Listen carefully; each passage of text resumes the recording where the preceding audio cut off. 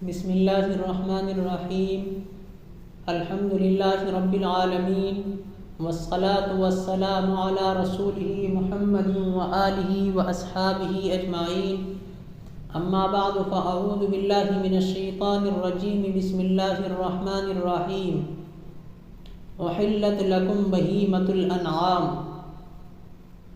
وقال تعالی والانعام خلقها لكم فيها دفء ومنافع ومنها تأكلون صدق اللہ العظیم۔ آج اس بات کا بیان ہے کہ مسلمان گوشت اور میٹ کیوں کھاتے ہیں، اور آج کی اس بات کی وجہ اور بیان کی وجہ یہ بنی کہ کچھ حضرات کی جانب سے یہ علم ہوا اور براہ راست کچھ اسکولوں میں پڑھنے والے طلباء نے یہ خبر دی۔ ایک طالب علم نے بتلایا کہ ایک غیر مسلم ٹیچر اس کے گھر پر اس کو ٹیوشن پڑھانے کے لیے آیا کرتے تھے، تو انہوں نے خود غیر مسلم ہونے کے باوجود اور خود مسلمان کے گھر میں اس بچے کے سامنے یہ بات کہی کہ اگر کوئی مجھ کو 1,00,000 روپیہ بھی دے تو میں گوشت نہیں کھاؤں گا، اور پھر آگے کہا کہ آج تک میں نے انڈے کو ہاتھ میں لے کر یہ بھی نہیں دیکھا کہ انڈا نرم ہوتا ہے یا سخت ہوتا ہے۔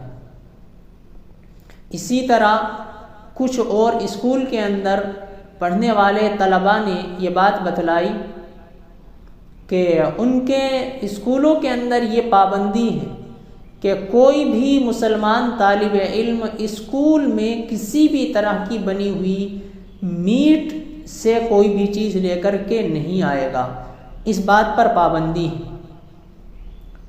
چلو اس پابندی پر ہمیں یہ اعتراض نہیں کہ یہ پابندی لگانا گویا غلط ہے، کیونکہ سب طرح کے بچے اسکول کے اندر ہوتے ہیں، تو ہو سکتا ہے کہ دوسرے کا میٹ کی چیز دیکھ کر کے من خراب ہو، کیونکہ جب کھانے کی عادت نہیں ہوتی تو من خراب ہو سکتا ہے، تو اس بات پر ہمیں کوئی اعتراض نہیں۔ لیکن اعتراض اس سے آگے کے درجے کی چیز پہ ہے کہ ایک میڈم نے اسکول کے طلباء کے سامنے ایک مسلمان کے بچے کا ٹیفن لیا، اور ٹیفن لینے کے بعد میں اس مسلمان بچے کے ٹیفن کے اندر سبزی بنی ہوئی تھی، میٹ کی کسی بھی طرح کی کوئی چیز بنی ہوئی نہیں تھی۔ تو اس نے دوسرے ٹیچر سے کہا کہ آخر کار اس برتن کے اندر کبھی نہ کبھی ان مسلمانوں کے گھر میں میٹ بھی تو بنا ہوگا، جس کی وجہ سے اس برتن کے اندر اس میٹ کا اثر آ گیا ہوگا، تو ہمیں اس مسلمان بچے کے اس برتن کا کھانا نہیں کھانا ہے۔ دوسرے تمام مسلمان بچوں کے اور طلباء کے سامنے یہ بات کہی۔ تو ان باتوں کے کہنے کا مقصد ان لوگوں کا کیا ہوتا ہے؟ ان لوگوں کا مقصد یہ ہوتا ہے یہ ہمارے معصوم بچوں کے ذہنوں کے اندر کسی نہ کسی طریقے سے اسلام کے کسی بھی حکم کے متعلق اس بات کو بٹھانے کی کوشش کرتے ہیں کہ ان کے دل کے اندر یہ بات بیٹھ جائے کہ اسلام کے اندر یہ حکم غلط ہیں اور صحیح نہیں ہے۔ اور جب بھی قرآن و حدیث سے صریح ثابت شدہ حکم کے بارے میں کسی بھی مسلمان کے دل کے اندر شبہ ہوگا اور وہ یہ سمجھ بیٹھے گا کہ اسلام کے اندر یہ حکم صحیح نہیں، تو اسی وقت اس کے دل سے ایمان رخصت ہو جائے گا۔ کیونکہ ایمان لانے کا مطلب کیا ہے؟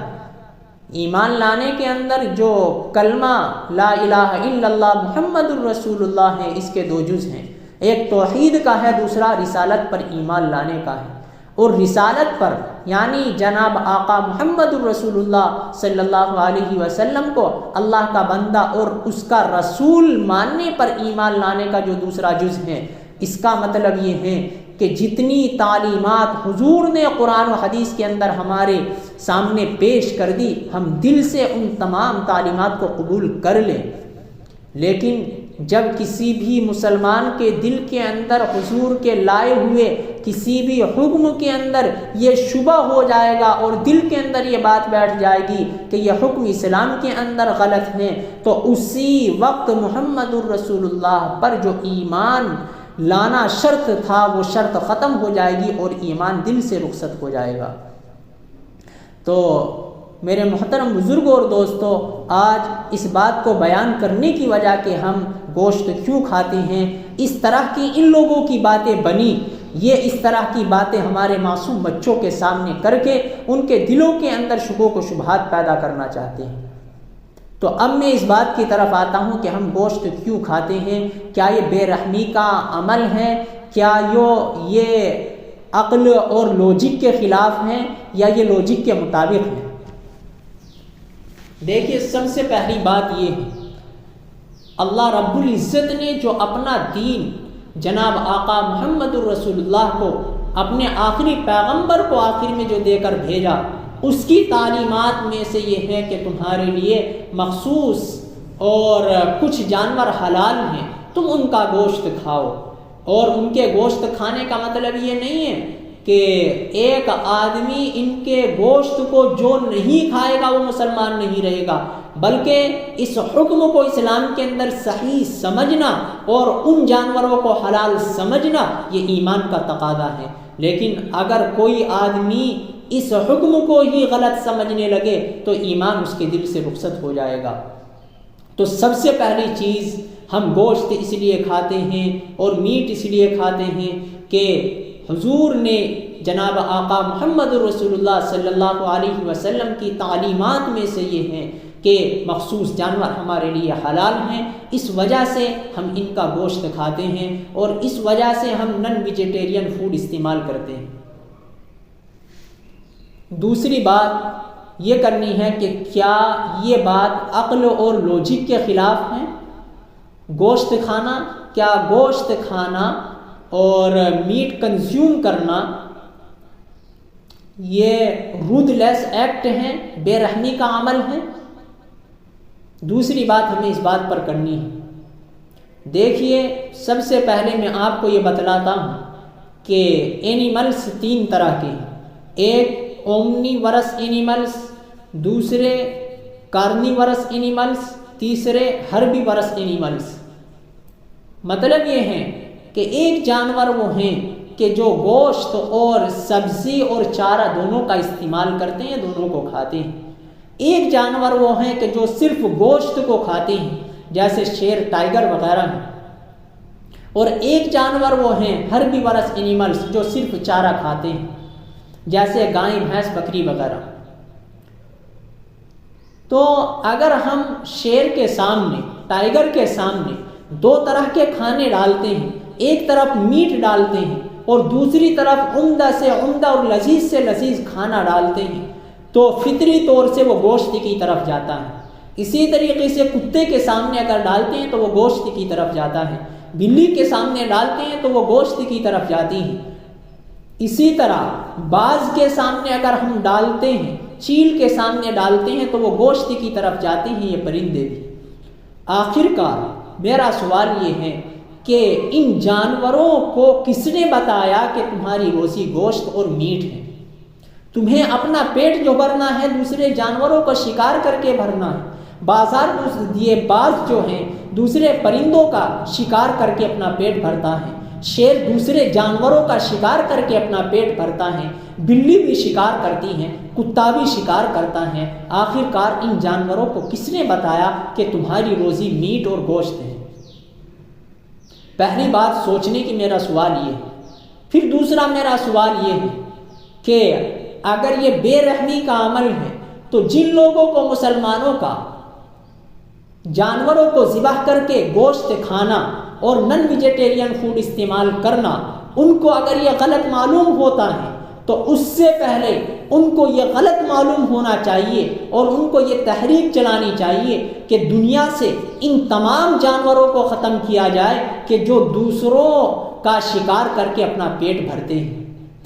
شیر کتنے جانوروں کی جان لیتا ہے، باز کتنے جانوروں کی جان لیتا ہے، کتے بلی کتنے جانوروں کی جان لیتے ہیں۔ تو تو یہ تمام جانور جو دوسروں کا شکار کر کے اپنا پیٹ بھرتے ہیں، تو سب سے پہلے رحم کا تقاضا یہ ہے کہ دنیا سے ان تمام جانوروں کو ختم کیا جائے اور پھر مسلمانوں پر اعتراض کیے جائیں۔ یہ تمام جانور دوسروں کا گوشت استعمال کر کے اپنا پیٹ بھرتے ہیں، ہم کو یہاں پر تو کوئی اعتراض اور آبجیکشن ہمارے ذہنوں کے اندر نہیں آتا۔ جب مسلمانوں کے جانوروں کو ذبح کر کے گوشت کھانے کی باری آتی ہے تو ہمارے چھوٹے چھوٹے معصوم بچوں کے سامنے اس طرح کی باتیں کر کے ان کے دلوں سے ایمان کے رخصت کرنے کی کوشش کی جاتی ہے۔ تو پہلی چیز کہ یہ جانور کیوں اپنا پیٹ اور دوسروں کا شکار کر کے کیوں اپنا پیٹ بھرتے ہیں۔ تیسری چیز مجھے یہ بتلانی ہے کہ کیا ہم کسی بھی جانور کی جان لینے والے نہیں؟ یہی غیر مسلم اپنی کھیتیوں کے اندر اس طرح کی دوائیاں جانوروں کو مارنے کے لیے ڈالتے ہیں۔ کیا ایک کھیت کے اندر دوائی ڈالنا اور لاکھوں جانوروں کی جان لینا چاہے بے رحمی نہیں؟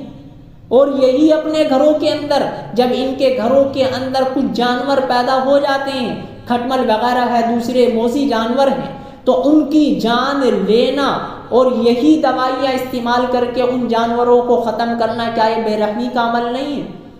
کہ کیا ان جانوروں کے اندر جو کھیت کے اندر پیدا ہو جاتے ہیں، گھروں کے اندر پیدا ہو جاتے ہیں، ان جانوروں کے اندر جان نہیں ہے؟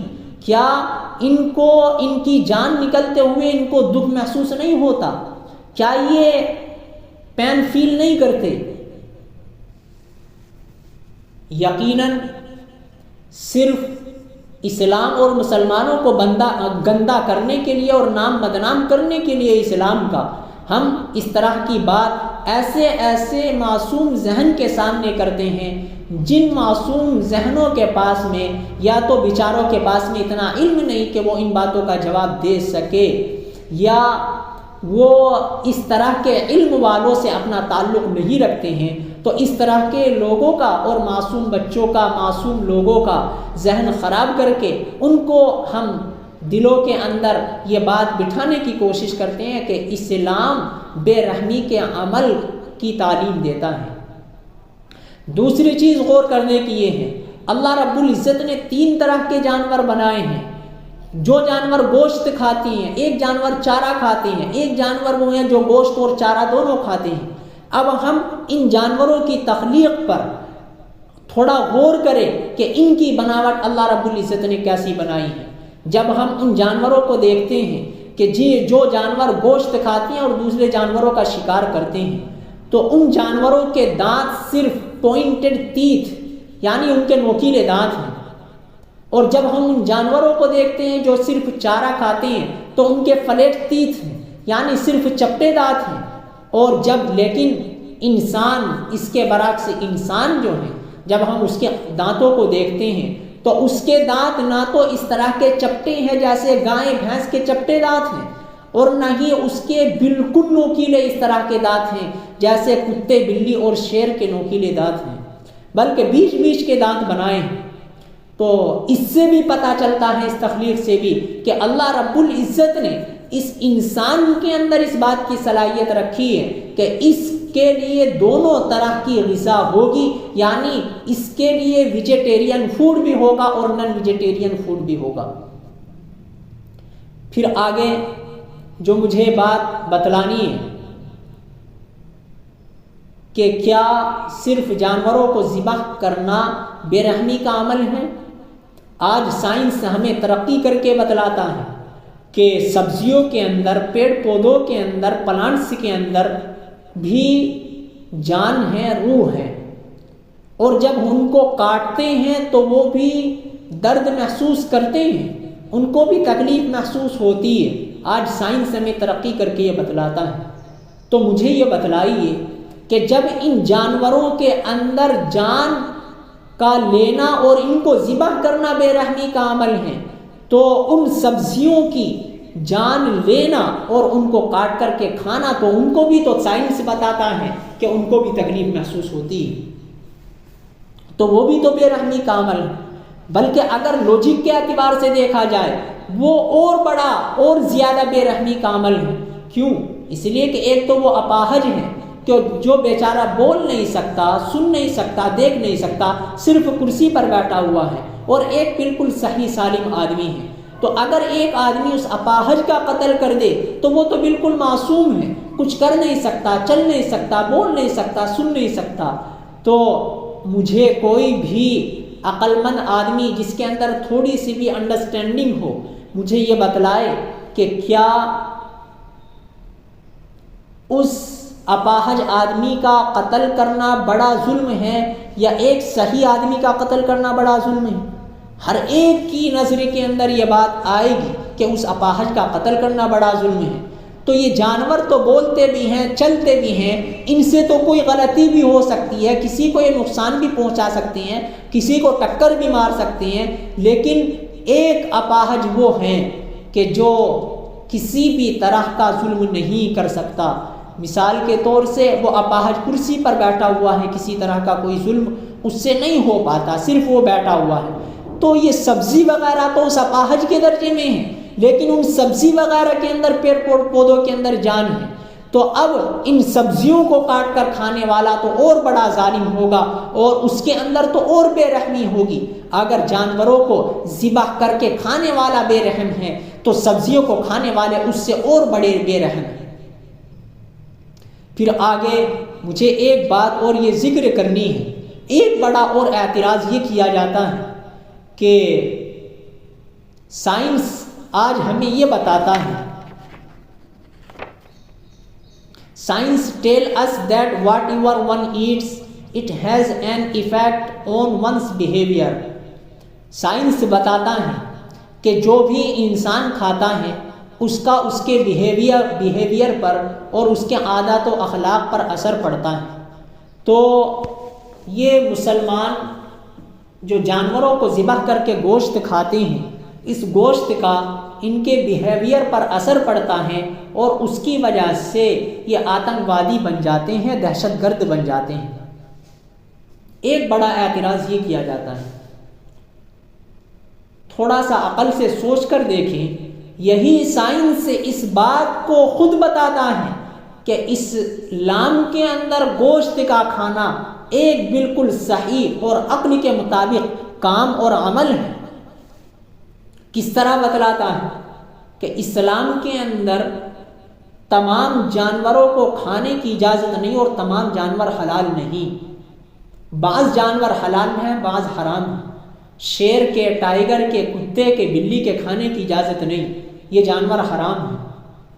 اور کچھ دوسرے طرح کے جو جانور ہیں، گائے ہیں، بھینس ہیں، گائے ہیں، بھینس ہیں، بکری ہیں، یہ جانور حلال ہیں۔ تو کچھ جانوروں کا حلال ہونا اور کچھ جانوروں کا حرام ہونا، کتے بلی کا حرام ہونا اور شیر کا، ٹائیگر کا حرام ہونا، یہ بات ہمیں خود بتاتی ہے۔ سائنس خود اس بات کی تائید کرتا ہے کہ اسلام کے اندر جو یہ ایک عمل ہے یہ بالکل لوجک کے مطابق ہے، اس لیے کہ جن جانوروں کے اندر دوسرے کے خون لینے کی عادت ہے، شکار کرنے کی عادت ہے، اللہ رب العزت نے ان جانوروں کو حرام کر دیا ہے، ان جانوروں کے کھانے کی اجازت نہیں دی، تاکہ ان جانوروں کے گوشت کے کھانے کی وجہ سے جو ان جانوروں کے اندر عادات و اخلاق ہیں، ان کے بیہیویئر کا انسان کے بیہیویئر پر اثر نہ پڑے، اسی وجہ سے ان جانوروں کو حرام کیا۔ اور یہ سیدھے سادے بھولے بھالے جانور اللہ رب العزت نے دودھ کے واسطے بھی، گوشت کے واسطے، میٹ کے واسطے بنائے، ان کے کھانے کی اجازت دی۔ تو جن جانوروں کے اندر بری عادتیں ہیں تو پہلے ہی اللہ رب العزت نے ان کو حرام کر دیا ہے، اور جن جانوروں کے اندر اچھی عادتیں ہیں ان کے کھانے کی اجازت دی۔ تو اس سائنس سے خود اس بات کی تائید ہوتی ہے کہ اسلام کے اندر یہ عمل بالکل عقل کے مطابق ہے۔ تو یہ کچھ باتیں تھیں جو بار بار اس طرح کے سوالات دوسروں کی طرف سے آ رہے تھے کہ مسلمان گوشت کیوں کھاتے ہیں؟ تو اس وجہ سے ہم کھاتے ہیں، اللہ نے جو اس دنیا کو بنایا، یہ چیزیں بنائی، کیا چیز ہمارے لیے مفید اور کیا چیز ہمارے لیے نقصان دہ ہے۔ ہمارے نبی کے ذریعے سے آقا محمد الرسول اللہ صلی اللہ علیہ وسلم کی تعلیمات میں ہم تک یہ بات پہنچ گئی کہ یہ چیزیں ہمارے لیے استعمال کی ہیں، کھانے کی ہیں، اور یہ دوسری چیزیں کھانے کی نہیں ہیں۔ تو اس وجہ سے ہم ان تمام چیزوں کو کھاتے ہیں کہ جو اسلام کے اندر جن کی اجازت ہے، اور جن کی اجازت نہیں ہم ان چیزوں سے بچتے ہیں۔ الحمدللہ آج دنیا کے اندر جیسے جیسے سائنس ترقی کرتے جا رہا ہے، ویسے ویسے ہی تمام کے تمام اسلام کے احکام لوجک کے مطابق پورے طور سے سمجھ میں آتے جا رہے ہیں۔ اگر کوئی چیز ابھی سمجھ میں نہیں آتی ہے تو سائنس ابھی وہاں تک نہیں پہنچا ہے۔ تو اس کی وجہ یہ ہے، اس کی وجہ یہ نہیں ہے کہ اسلام کے اندر یہ حکم غلط ہیں، بلکہ یہ ہماری عقل کی کمی ہے۔ اگر کوئی چیز ہماری سمجھ میں نہیں آتی، ہم اللہ کی تخلیق کا ہر ایک مقصد نہیں سمجھ سکتے، ہماری عقل وہ نہیں۔ ایک بچہ ہوتا ہے وہ بات نہیں سمجھ پاتا جو بڑے سمجھ پاتے ہیں، اور بڑے بھی عمر کے بہت سے وہ ہوتے ہیں جو ایک آدمی سمجھ پاتا ہے دوسرا نہیں سمجھ پاتا۔ تو جب ایک آدمی کے سمجھ میں آنے والی بات دوسرا آدمی نہیں سمجھ پاتا تو اللہ کے جتنے مقاصد ہیں ان کو ہم کیسے سمجھ سکتے ہیں؟ اللہ رب العزت ان تمام چیزوں کو ہمیں پورے طور سے سمجھنے کی توفیق عطا فرمائے۔